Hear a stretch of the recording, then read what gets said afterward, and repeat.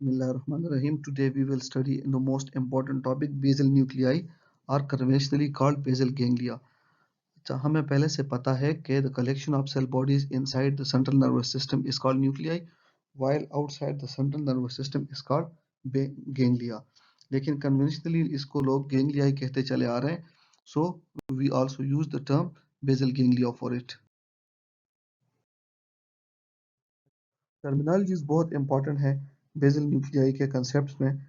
So first we will go for the terminologies. इसमें है what is lentiform nucleus. ठीक है, तो लेंटिफॉर्म न्यूक्लियस जो है that is the combination of putamen and globus pallidus. ठीक है, तो इसको हम याद कैसे रखते हैं, वो जो घरों में गैस यूज होता है उसको हम कहते हैं LPG. तो इस LPG के जरिए आप ये याद सकते हो that is L for lentiform, P for putamen and G for globus pallidus. So memorize it by LPG. The second one is new striatum और इसको हम सिंपली स्ट्राइटम ही कहते हैं और हम आगे जितने भी डिस्कशन करेंगे हम न्यू स्ट्राइटम को स्ट्राइटम ही बोलेंगे और इसको हम एक होटल के नाम से याद करते हैं that is PC. So P is for putamen and C is for caudate. So whenever you are asked about what is new striatum or striatum, so remember PC, putamen and caudate. While for lentiform nucleus, remember LPG. LPG means lentiform, P for putamen, G for globus pallidus. Now let's come to corpus striatum. Corpus striatum में ऊपर आपने जितनी भी चीजें पढ़ी हैं वो सारे इसमें डाल दे. Putamen, globus pallidus, caudate, all these combines corpus striatum. So once again saying that in this discussion we will use the term striatum for putamen and caudate. We will discuss the most important concept, that is the concept of direct and indirect pathway.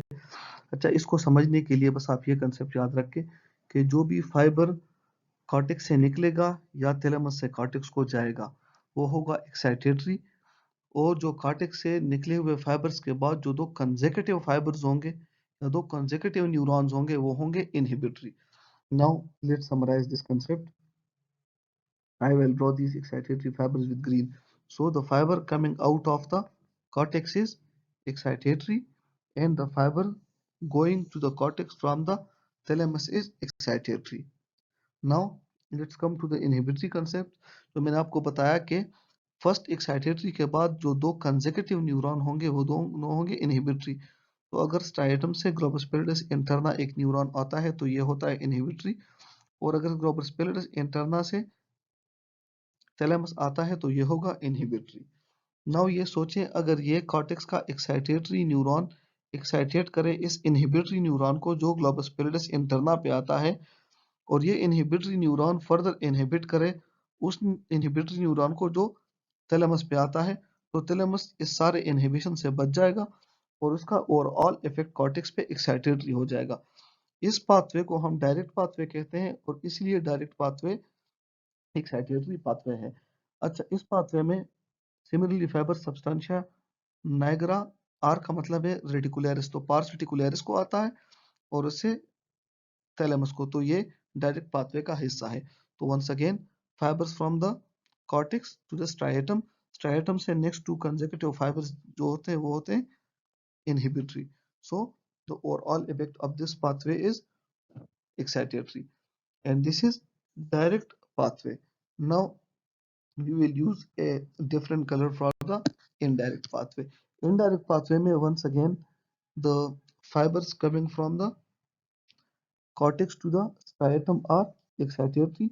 इसके आगे जो दो consecutive neuron होंगे वो होंगे inhibitory. तो consecutive neuron दो कौन से होंगे, let's draw them with a different color. एक हो गया ये और एक हो गया ये. ठीक है, तो ये सबथैलेमिक न्यूक्लियाई तक इस फॉर्मेट में आते हैं. अच्छा, सबथैलेमिक न्यूक्लियाई से फिर फाइबर्स जाते हैं सब्सटेंशिया नाइग्रा, पार्स रेटिकुलरिस को, और वो फाइबर्स होते हैं एक्साइटेटरी. सो यहाँ तक ये पाथवे बिल्कुल उसी तरह जा रहा है जिस तरह डायरेक्ट पाथवे जा रहा था. अब आप ये सोचें कि अगर ये एक्साइटेटरी फाइबर सब सब्सटेंशिया निग्रा रेटिकुलरिस के इनहिबिटरी फाइबर को एक्टिवेट करता है तो इसका ओवरऑल इफेक्ट थैलेमस पे इनहिबिटरी होगा, और अगर ये इनहिबिटरी होगा तो थैलेमस कॉर्टेक्स को एक्साइटेट नहीं करेगा, और इनमें जो फाइबर कॉर्टेक्स को जाते हैं वो होंगे इनहिबिटरी फाइबर्स। ठीक है, तो let's once again summarise indirect pathway. Cortex excitatory fibres आ गए स्ट्राइटम में। हमने कहा था कि इसके बाद जो दो कंसेक्यूटिव फाइबर होंगे वो इनहिबिटरी होंगे।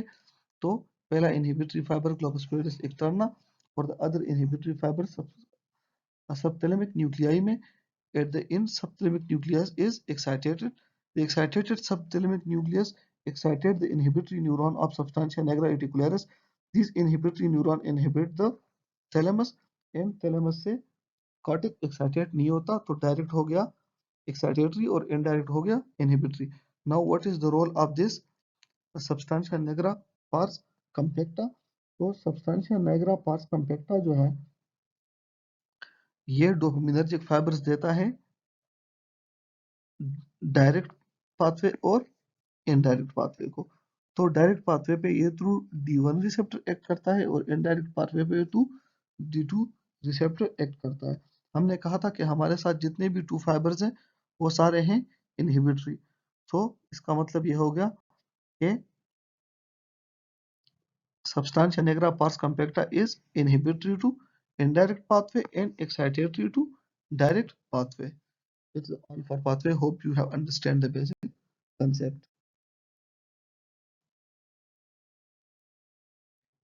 As we have studied, okay, the overall effect of direct pathway is stimulatory और indirect का inhibitory है। So inhibitory indirect, ठीक है। अच्छा, सेकंड कंसेप्ट भी याद रखें कि मेजर एक्साइटेटरी न्यूरोट्रांसमीटर जो ब्रेन का है वो है ग्लूटामेट, और मेजर इनहिबिटरी जो है वो है गाबा। तो सबसे ज्यादा ग्लूटामेट होगा एक्साइटेटरी में, और ब्रेन में सबसे ज्यादा इनहिबिटरी गैबा होगा। ठीक है, excitatory glutamate, inhibitory गैबा।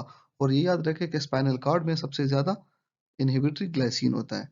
Now remember that from autonomic nervous system, जैसा कि हमने पहले पढ़ा था कि जो भी रिसेप्टर 2 होगा वो होगा इनहिबिटरी। तो whether that is M2, sorry for my M, with this alpha 2 or beta 2, all these fibers are inhibitory. So similar way D2 is inhibitory. अच्छा, हमने ये भी पढ़ा है कि the balance of activity between direct and indirect pathway is by dopamine, जो हमने पिछले स्लाइड में पढ़ लिया। क्लिनिकल कोरिलेशन तो हमें पहले से पता है कि जो हमारा डायरेक्ट पाथवे है वो है एक्साइटेटरी। तो अगर आप एक्साइटेटरी पाथवे को ख़राब कर लो तो सारे मूवमेंट्स हाइपोकाइनेटिक हो जाएंगे, और द बेस्ट एग्जांपल जो है इसका वो है पार्किंसन डिजीज। दूसरा है हमारे साथ इनडायरेक्ट पाथवे। तो इनडायरेक्ट पाथवे इनहिबिटरी, अगर आप इनहिबिटरी को ख़राब कर दो तो मूवमेंट हाइपर हो जाएंगे, that is hyperkinetic movement, and that is characterised by an over active cortex. Now कुछ इंपॉर्टेंट क्वेश्चंस जो एग्जाम में पूछे जाते हैं। नंबर फर्स्ट है कोरिया।